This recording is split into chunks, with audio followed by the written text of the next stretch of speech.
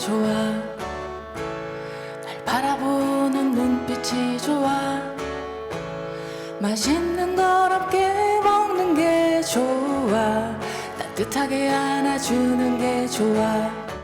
그러니 우리는 happy people. 넌 미쳤어. 나도 그래. 넌 미쳤어. 나도 그래. 넌 미쳤어. 나도 그래. 그러니 우리는 happy people. Happy people, people. 그래서 의료보건 분야에서는 아무래도 의료의 공공성에 대한 얘기가 나왔습니다. 전공의들이 집단 진료 거부를 했잖아요. 그래서 그것 때문에 국민들이 많이 화를 내고 했었는데 의료가 지역적인 격차가 크고 또 공공의료가 좀 약하고 하다 보니까 전문성도 약하고 그래서 이 공공의료를 확충해야 된다라는 얘기들이 이제 주도적으로 나왔는데요. 지역에 사시는 분들이 그런 그 공공 의료 혜택을 많이 봐야 된다고 생각을 하거든요. 저는 공공의료 시설 확충을 통해서 그런 도농 간의 격차들을 좀 줄여줘야 된다. 그런 부분들은 바로 우리 국민들이 낸 소중한 세금을 기반으로 해서 공공의료 인력과 공공시설을 확충을 해서 앞으로 우리가 생길지 모르는 그런 감염병의 확산들에 대해서 미리 준비하고 또 대응하지 않으면 안 된다는 그런 말씀을 드리고 싶습니다. 치료를 위한 공공의료만이 아니라 예방이나 이런 게 얼마나 중요한지 우리가 올해 코로나 때문에 배웠잖아요. 네. 우리 노동 현장에서의 그 건강 문제를 예방하는 그런 인프라도 좀 선진적으로 많이 늘어났으면 좋겠습니다. 네네. 두 번째 9월 22일에 했던 건설 플랫폼의 주제로 넘어가 보겠습니다. 50, 77, 470 신화의 저편, 여전한 위험의 외주화, 그리고 플랫폼 부문에 대해서는 신비한 배달나라라는 작은 주제를 가지고 얘기를 했었습니다.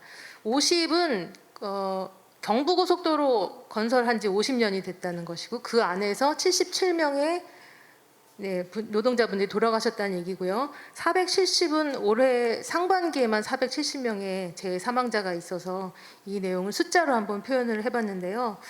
아무래도 빨리빨리 문화 한국, 외국에서는 설계를 해도 모자란 시간에 이미 건설이 끝나 있는 그런 자꾸만 이제 공기를 단축하고 외주화를 계속해서 책임을 지지 않는 모습이 계속 단순 반복되는 것이 문제라는 그런 결론을 내렸습니다. 그래서 특히 요즘에 이제 추락 방지에 대해서 건설은 전 재해의 반이 건설 추락이고 그래서 이 부분에 대해서 특별히 안전보건공단에서도 그렇고 집중해서 좀 치료해 나가기로 우리 사회를 치료해 나가기로 대책을 세우고 있다고 얘기를 듣고 있고요.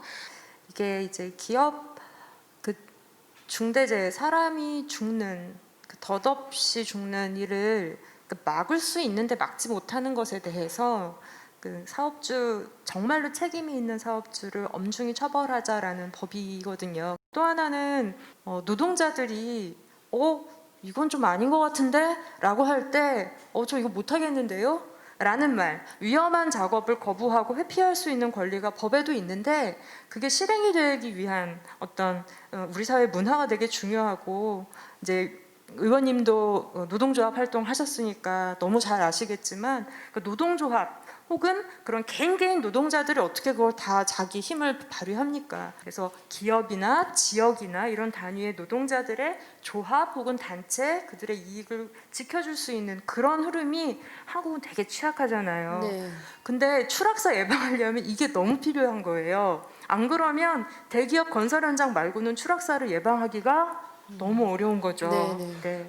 세 번째는 금속화학 첨단산업과 직업병에 대한 얘기를 10월 6일에 했었습니다. 그래서 매일 김용균이 있었다라는 엄청난 작업을 했죠. 1,300여 건에 이르는 재사망자 수를 한 달 반 동안 5명의 언론 노동자들이 기록을 해서 경향신문 아카이빙 작업을 했는데요. 그래서 그 김지환 기자님이 직접 이 자리에 출연을 하셔서 청와대 상황판에 산재 보고도 실시간 나타나야 되는 거 아닌가, 코로나 말고도, 이런 얘기를 했었고, 가수 하림 씨가 이제 이 자리에 오셨었는데 그 쇳물 쓰지 마라를 이 자리에서 다 같이 불렀어요. 그러면서 챌린지를 했는데 하림 씨가 깜짝 놀랐대요. 본인이 유튜브에 그 기억 챌린지를 함께 하자고 올렸는데 어떻게 사람들이 그렇게 아무 반응이 없을까. 그래서 우리 한국 사회가 아직까지 문화가 너무나 멀었구나 하는 생각이 들었고요. 그리고 직업병 입증의 책임이 예전에는 노동자가 아프거나 돌아가면 노동자나 노동자의 가족이 직업병 입증의 책임을 가져와라, 이렇게 근로복지공단에서 얘기를 했었는데, 최근에는 이제 사용자가 자기네 그 조건 때문에, 작업 환경 때문에 이렇게 된 게 아니라고 입증할 수 있도록 이렇게 변화하고 있다라는 얘기를 금속노련의 김준영 처장님이 와서 말씀을 해주셨습니다. 그래서 산재와 직업병을 보는 우리 사회 시각을 바꿔 나가야 될 텐데 어떤 형태로 바꿔 나가야 될지에 대해서. 뭐 보건교사 아는형 드라마 최근에 제가 재밌게 봤는데, 거기 그 아는형의 예전 친구가 건설 현장에서 크레인이 무너지는데 도망을 못 가서 몸이 굳어서 떨어지는 크레인에 이렇게 사망하는 일이 있었거든요. 근데 그걸 보면서 저는 정말 너무 잘 보여줬다라고 생각한 게 뭐냐면요, 하다못해 그런 최악의 상황에서 대피하는 거 다 말로 하잖아요. 우리 도망을 가 봤어야 알죠. 대피 훈련, 지금 여기서 불 났다고 사이렌 울리면 여러분들 뛰어나가실 것 같으세요? 안 나가요. 해본 적이 없는 거예요. 그러니까 이런 안전이나 보건 교육이나 이런 것이 학교에서 글로 그냥 시간 때우기 용이 아니라 정말 도망가 보고, 이런 게 화학물질이 엎어지면 바로 도망부터 가는, 이런 걸 몸에 배도록 아주 어릴 때부터 사회 전체의 안전을 위한 훈련이 꼭 이루어졌으면 좋겠습니다. 네, 그 금속화학 부문에서 금속노련의 김준영 사무처장님 출연을 하셔서 이런 얘기를 하셨던 게 좀 기억에 남는데, 군대에서 폭력이 사라질 줄 몰랐다. 그런데 사라졌듯이 산재도 원래 없는 것으로 사라졌으면 좋겠다는 마지막 바람을 얘기를 하셨는데요. 그렇게 좀 사라지는 날이 올 때까지 우리가 좀 빨리 교육도 하고 시스템도 많이 바꿔나가고 해야겠습니다. 네 번째 토크는 공공 서비스 분야에 대해서 얘기를 나눴는데요. 최근에 이제 우정 택배로 과로사하는 택배 노동자들이 너무 많아서 이 얘기들을 집중적으로 했고, 또 인천 국제공항 보안 검색 노동자들에 대한 얘기를 했었습니다. 이 택배 노동자나 어떤 메신저로서의 집배원 역할이나 이런 거를 하셨잖아요, 우리 박원상 배우님이. 예. 그래서 남 얘기가 같지 않았다 이렇게 얘기를 하셨는데 어떤 부분에서 공감이 많이 되셨나요? 그 제가 찍었던 장면 중에도 그 물을 엘리베이터가 없는 빌라 같은 공간에 가지고 생수. 생수를 몇 통을 왔다 갔다 하면서 날라갔는데, 그 이제 극속에서는 그 배달 받는 쪽 여자가 이거 나머지는 어디로 또 보내줘라라는 마치 개인의 사람을 쓰듯이 네.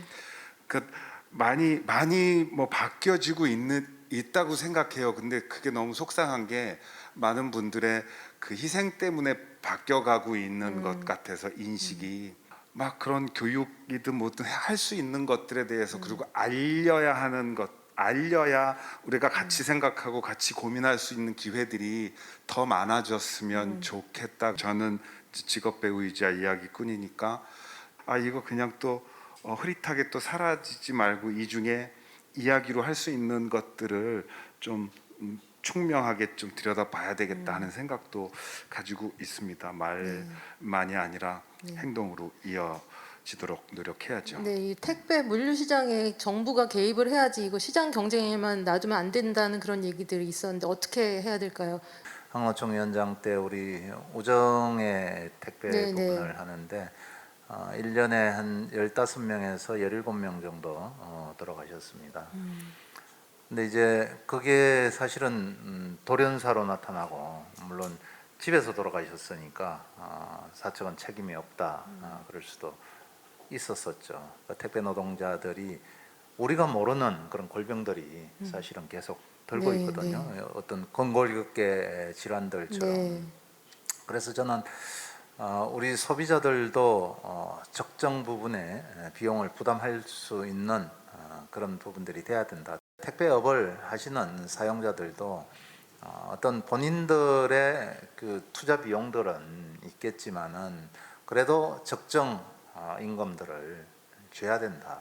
택배 그 종사하는 우리 노동자들이 유명을 달리 하지 않도록 그런 사회적 합의들을 통해서 법과 제도들을 정비해야 된다고 생각을 합니다. 항상 우리가 마지막 마무리에서는 에너지 환경 정책에 대해서 얘기를 했어요. 우리가 지금 코로나 때문에도 그렇고 굉장히 환경의 역습이랄까 뭐 지구를 빌려 쓰는 우리가 너무 망쳐놓고 있는 현실이 갑자기 확 다가오게 되는데요. 빌려 쓰는 이 지구를 안전하게 물려주려면 어떻게 해야 될 것이냐 하는 고민들이 많이 있고 또 국회에서도 그런 그 에너지 전환에 대한 결의문들을 채택하기도 했습니다. 또 지난 그 28일 대통령께서 국회에서 시정연설을 하실 때 2050년까지 탄소 중립을 추진하겠다 이런 선언도 하셨는데요. 이런 정말 그 환경에 관한 문제들은 정말 사회적 대화들, 공론화 이런 부분들을 통해서 국민들이 그 환경에 대한 중요성을 좀 더 인식하고 거기에 대한 비용들을 나도 좀 더 분담을 하고 줄이는 이런 노력들을 저는 같이 해야 된다고 생각을 합니다.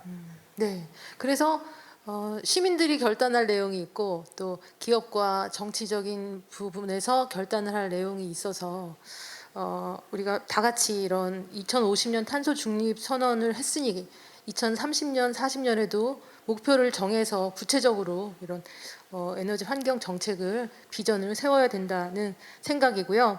아직 못다 하신 말씀이 있으면 1분 정도로 압축해서 한번 말씀 부탁드립니다.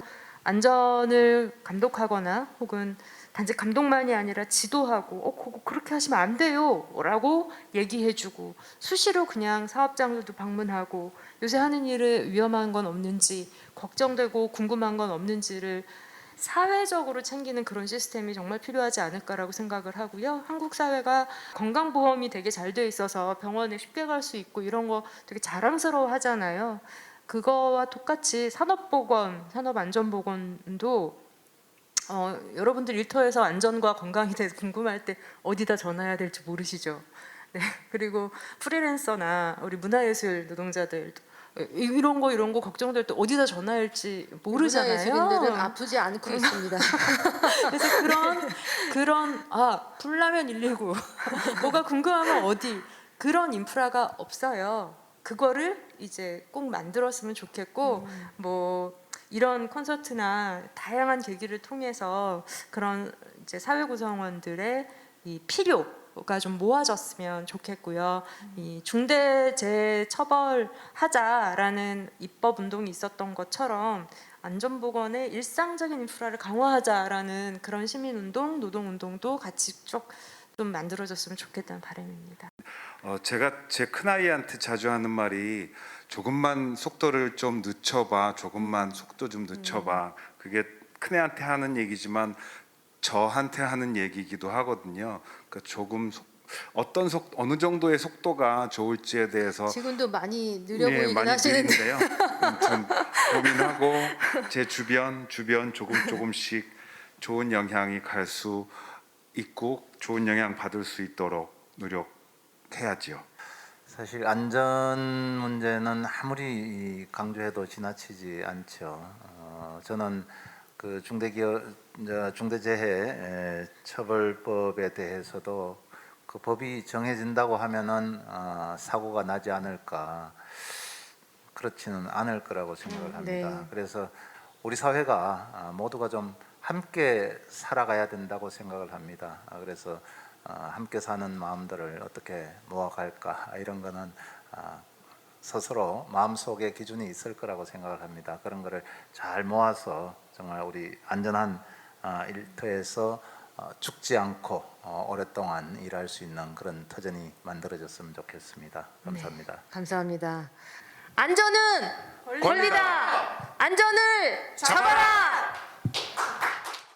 우리 8회 공연 동안에 한결같은 루틴으로 이 자리를 채워준 우리 모든 멤버들에게 감사를 드리고 작가로 또 기획자로 고생한 저에게도 대견하다고 얘기하고 싶고 네. 우리가 이제 화요일에 늘 공연을 했으니까 수요일부터 다음 주 공연을 또 준비를 했던 거죠. 그래서 그렇게 8주를 왔습니다.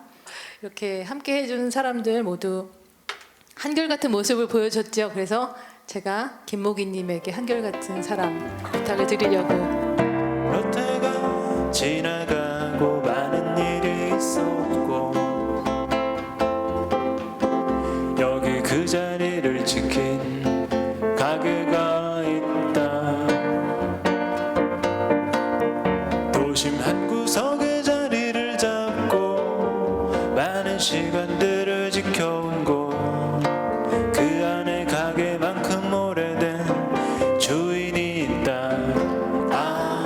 이 한결같은 사람, 사람들이 그를 그렇게 부르지.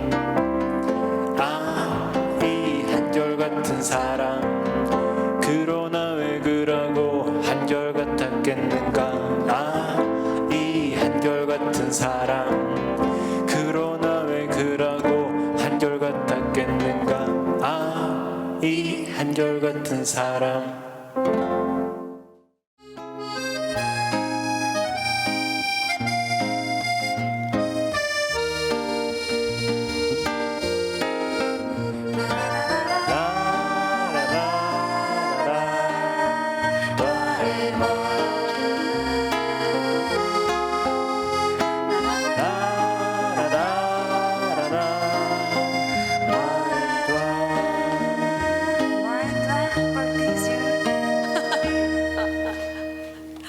감사합니다.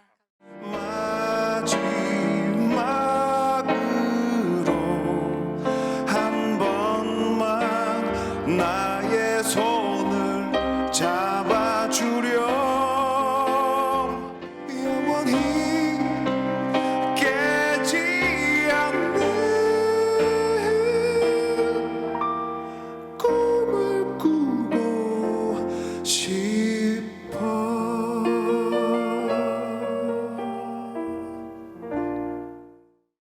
안전보건 토크 콘서트 내년에도 좋은 소재와 주제와 또 그 형태로 여러분을 만나 뵙고 싶고요. 오늘 이 자리 마치면서 우리 사회에 조율이 필요하니까 조율이라는 노래로 마무리하도록 하겠습니다. 모두 고생 많으셨고 오늘 지켜봐 주셔서 감사합니다.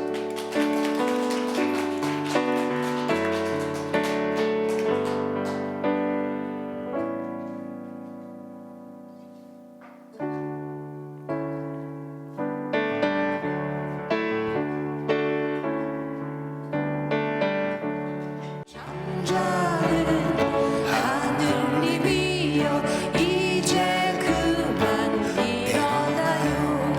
그 옛날 하늘빛처럼 조율 한번 해주세요. 잠자는 하늘님이여 이제 그만 일어나요.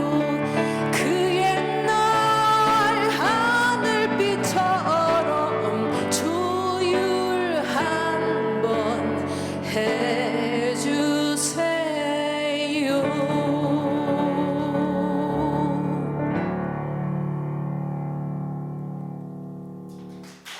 네, 수고하셨습니다. 감사합니다.